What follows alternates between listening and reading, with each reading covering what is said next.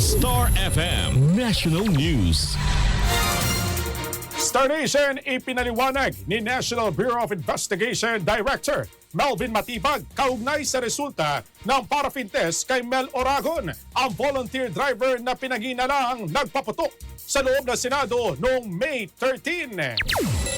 Ayon sa NBI Chief, bagamat nagpositibo si Oragon sa gunpowder residue, hindi ibig sabihin ito na tiyak siyang gumamit ng baril.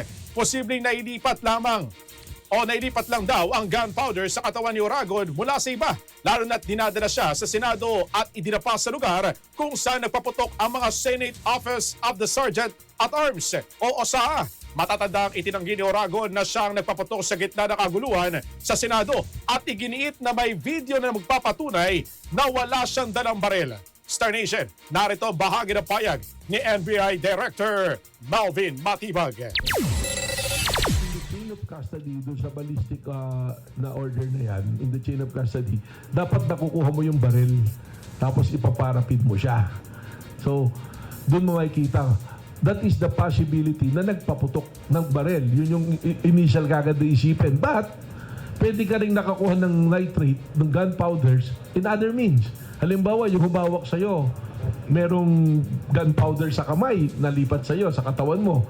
But ito ngayon, nakita ko when he was arrested from GSIS, dinala siya sa Senate grounds, sa second floor, idinapa siya kung saan mismo nagpaputok ng baril yung mga usaa. Ando doon, may video eh.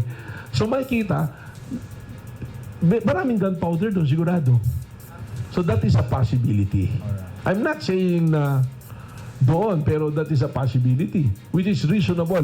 A reasonable man will believe doon nga. Dahil wala siyang hawak na baril eh. Nakuhaan ng Biblia doon sa fifth floor.